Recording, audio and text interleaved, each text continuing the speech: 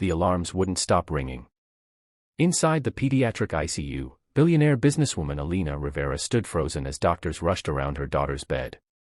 8-year-old Zoey lay pale and still, her breath shallow, her heartbeat fading on the monitor. A senior doctor pulled Alina aside, his voice heavy. "We've done everything we can. Her heart is failing faster than we can stabilize it. You need to prepare yourself." Alina felt her knees buckle. Billionaire or not, no amount of money could buy a miracle. She had the power to save cities with her charity foundation, yet she stood completely helpless as her only child slipped away. But fate was not done writing Zoey's story. Far across town, in a tiny auto shop covered in grease and the smell of burning metal, a man named Ray Torres wiped sweat from his forehead. A humble mechanic with a mind sharper than most engineers, Ray was known for repairing the impossible.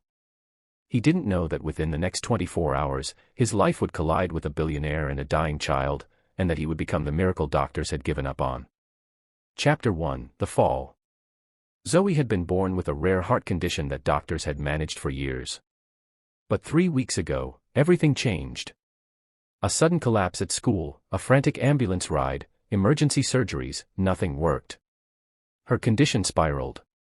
Alina lived at the hospital, sleeping upright in chairs, refusing to leave Zoey's side. Her hair, once perfectly styled, now hung loose. Her voice trembled every time she spoke to the doctors. Still, every morning, she whispered to her daughter, "I'm here, baby. I'm not giving up." But Zoey's heart was giving out faster than her mother could hope. The last option was an extremely rare mechanical support device, a hybrid artificial heart stabilizer, but the model needed a tiny custom component that the manufacturer could only produce in 4 months. Zoey didn't have 4 days. Doctors declared her case medically hopeless. Alina refused to accept it. Chapter 2: A Mother's Last Hope. Desperate, Alina called every engineer, scientist, and inventor she could reach. But each one said the same thing. The part is too specialized. Impossible to build without industrial equipment. There isn't enough time.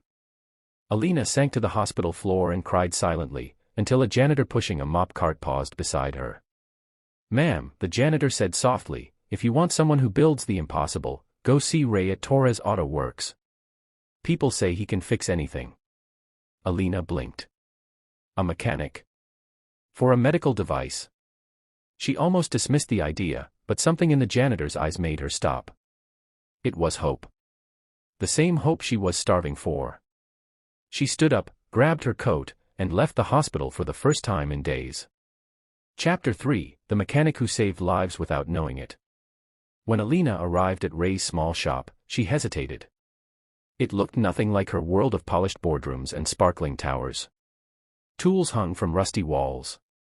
A half-disassembled engine sat on the floor. Ray looked up from under a car hood, grease on his face.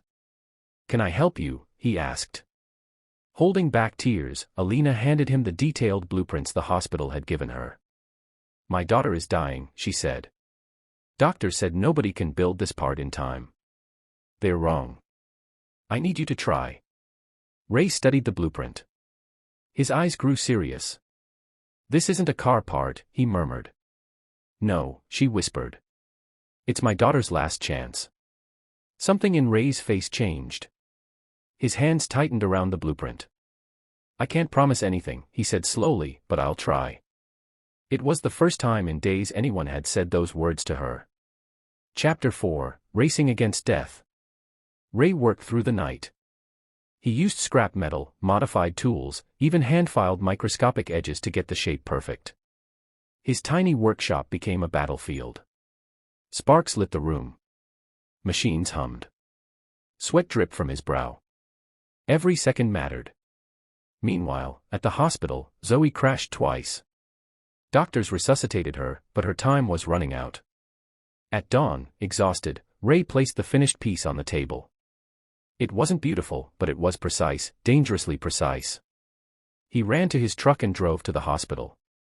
Chapter 5: It Won't Work. Try it anyway. The doctors stared at Ray's handmade part in disbelief. "This can't be used," the head surgeon said. "It's not certified.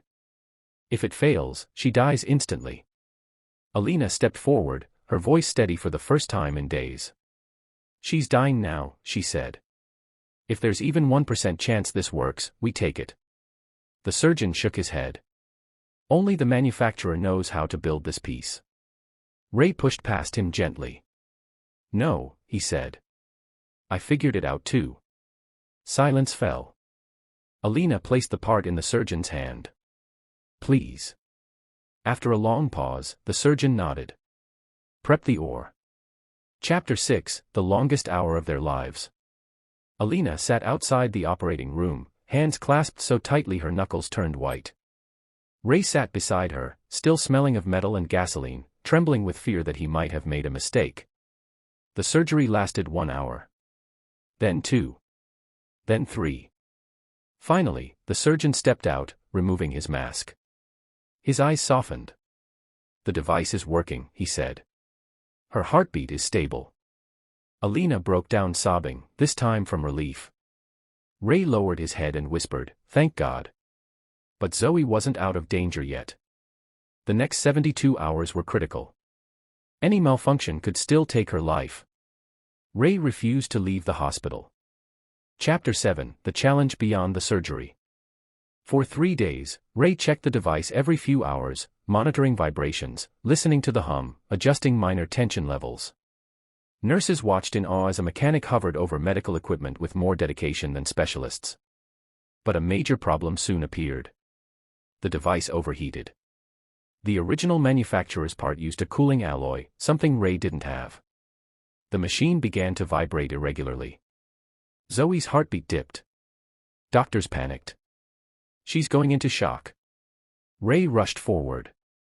"I can fix it, but I need tools."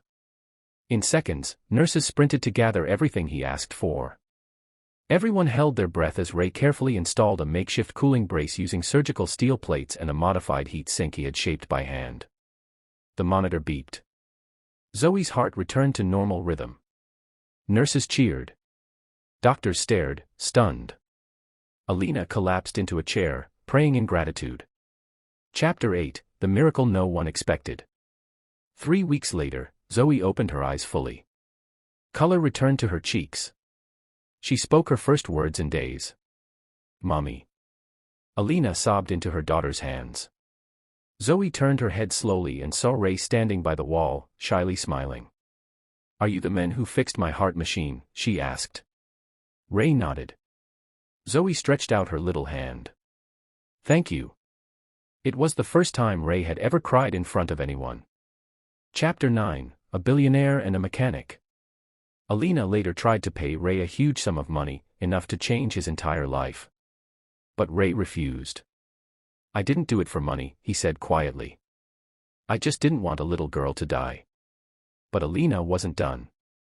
She hired him, not as a mechanic, but as the head of a new innovation division in her medical charity foundation, designing low-cost medical devices for children in poor communities. Ray accepted only one condition: that they stay affordable for every family. Alina smiled. "That's exactly why I chose you." Chapter 10, The Message That Moved Millions. Zoey grew stronger with each passing day. Her story spread across the country, not about a billionaire's money, but about a mother's hope and a mechanic's heart. In a later interview, Zoey said something that made the world cry. "My mom gave me love. The doctors gave me care. But Ray gave me time. And time is the best gift." Ending message for viewers. Hope is not always found in hospitals or wealth. Sometimes, it sits in a small garage, covered in grease, waiting for someone to ask for help. This story reminds us that miracles don't always come from experts, sometimes they come from ordinary people with extraordinary hearts. Never give up. Miracles are built by hands that refuse to stop trying.